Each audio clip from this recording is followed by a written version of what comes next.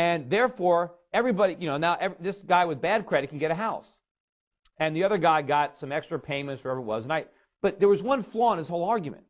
And I said to him, well, what if the guy, this deadbeat person that can't get a loan, but your client is co-signing, what if that guy doesn't pay? What happens to your client? Doesn't he lose money? I said, well, then we just sell the house.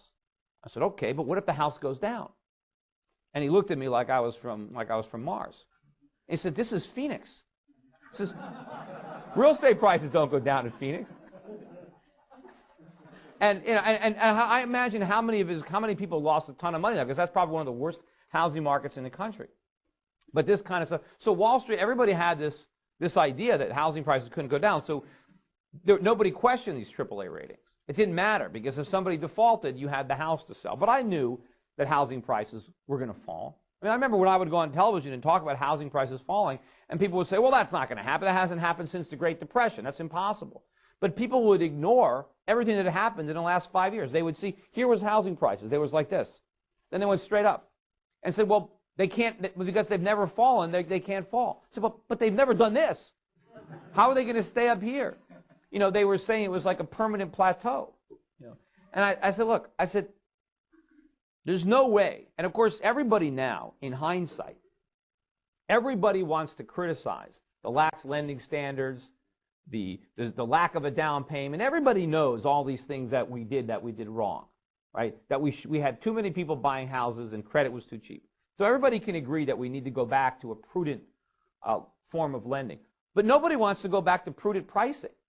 Everybody wants to go back to sound lending principles, but leave the bubble prices intact. That's impossible. How can we? Nobody can afford to pay these high home prices without these gimmicks. But the reality is, of course, the best thing that can happen to the real estate market is that prices come down. It used to be that the mission of Freddie Fannie before they went broke was to try to make home ownership affordable. Now their mission is to keep home prices high, to keep homes unaffordable, to make sure that we have to mortgage ourselves, to the hilt to buy a house. The government solution is high prices but low mortgage payments subsidized by the government. The free market solution is low prices. Because if real estate prices go down, you don't need to borrow that much money to buy a house. So it doesn't matter that your mortgage payment is a little higher. But, the government still looks at the problem that home prices are falling. That's the solution. The problem is that they went up. So the problem, and the real problem that we have, of course, is now that the bubble has burst, first in the stock market, now the real estate market, and now that we're having this massive recession, which is just getting started. I mean, we've barely gotten a taste of it. But unfortunately, all the blame is on the free market. All the blame is on capitalism. It's because there wasn't enough regulation. There was too much greed, right? And, Alan Greenspan, or not Alan Greenspan, President Bush, in one of his speeches, said that Wall Street got drunk. And he was right. They were drunk. So was Main Street. The whole country was drunk. But what he doesn't point out is where they get the alcohol. Right? Why were they drunk? Obviously, Greenspan poured the alcohol. The Fed got everybody drunk. And the government helped out with their moral hazards and the tax codes and all the incentives and disincentives they put in, all the various ways that they interfered with the free market and removed the necessary balances that would have existed, that would have kept all this from happening. I mean, we've always had greedy people. Everybody's been greedy, not just Wall Street. But all of a sudden, everybody was greedy all at the same time? I mean, can't they understand that there's a trigger for this? There's a reason that everybody acted this way? I mean, normally, when people are greedy, they're also fearful of loss. And people's fear of loss overcomes their greed and checks their behavior. But what the government did repeatedly was try to remove the fear. They tried to make speculating as riskless as possible. First, they provided us with almost, costless money with which to speculate. And then they created the idea, or the Greenspan put, but whenever there's a problem, don't worry, the government is going to rescue you. The government's not going to let the stock market go down. The government's not going to let your bets go bad, so go ahead and keep placing them. That was the idea. That was the mentality. It was nothing that the free market did. In fact, the only entities that needed more regulations were the ones that the government created. I mean, Freddie and Fannie. I mean, if Freddie and Fannie didn't have a government guarantee, they wouldn't have needed any regulation because the market would have regulated them, right? People would have looked at their balance sheet and said, hey, you don't have any capital. You can't guarantee these mortgages. Who are you kidding, right? And they never could have expanded the way they did.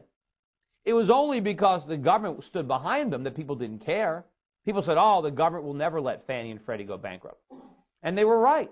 They didn't, right? That was the question. We didn't know. When I wrote Crash Proof and I said they're going to go bankrupt, I didn't know the answer to that question.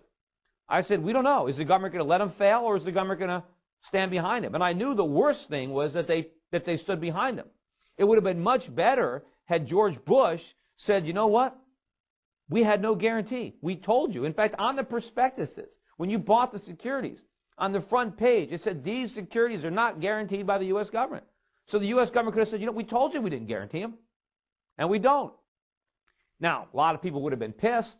A lot of people would have lost money, but it would have been better than what we did, because we didn't make the losses go away. We just postponed them, and we just put them on the backs of American taxpayers, or more realistically, holders of U.S. dollars. But, you know, where was I? See, I digress like that, and I forget what I was talking about. But what was I just on? Huh? No. No, I was talking about Freddie and Fannie. So yeah, they knew that no one cared that their balance sheet was small, because the government guaranteed it. So the one place that the government needed to regulate was Fannie and Freddie, and that's where they didn't regulate it. In fact, every attempt to regulate them was thwarted by Congress. I mean, Freddie and Fannie gave huge amounts of money to both Democrats and Republicans, anybody that tried to regulate them. But the reason they needed to be regulated was because they operated with a government guarantee. Once you gave them that guarantee, then the government had to regulate them, and regulate them heavily, because it was government money they were dealing with. It wasn't their own money. It wasn't private money. For normal lenders, we don't need any government regulation. The government can stay out. But in that circumstance, now, people could say, well, what about Wall Street? I mean, the subprime. There was a situation where there was no government guarantee. That's true. But Fannie and Freddie were the biggest buyers of subprime mortgages in the country. They were helping to legitimize the subprime market. They were big bidders in the subprime market. And, of course, it was Fannie and Freddie and FHA that really gave the impetus to the housing bubble, got it started, got the mentality there, is responsible for that way of thinking. I mean, so once the momentum was there, people just jumped along for the ride. And, of course, there were a lot of conflict of interest going on. I mean, obviously, the rating agencies are in bed with the brokers. They're rating these bonds AAA. I mean, they have to know that they can't possibly be that secure. But, you know, they're just like the real estate appraisers. The rating agencies want jobs, and they get jobs by coming out with good ratings, just like the appraisers. I mean, the appraisers just kept appraising houses high because they knew if they didn't appraise them high, they would never get another job. And, again, you know, the whole reason, once you got to the securitization process, which is a natural occurrence, once you got securitization, once you separate the originator of the mortgage from the risk of the mortgage, you've got the moral hazard. The guy that's getting the mortgage done, the mortgage broker, he couldn't care less whether that loan is ever going to get repaid. He just wants to originate it. And since he's the one that hires the appraiser, he just wants to hire an appraiser who will appraise the house high enough to fund the mortgage. That's all he cared about. In the olden days, when the banks were lending out their own capital and they hired the appraiser, they wanted a fair appraisal. They wanted to know if the collateral was any good for the loan, because that loan was going to be on their books.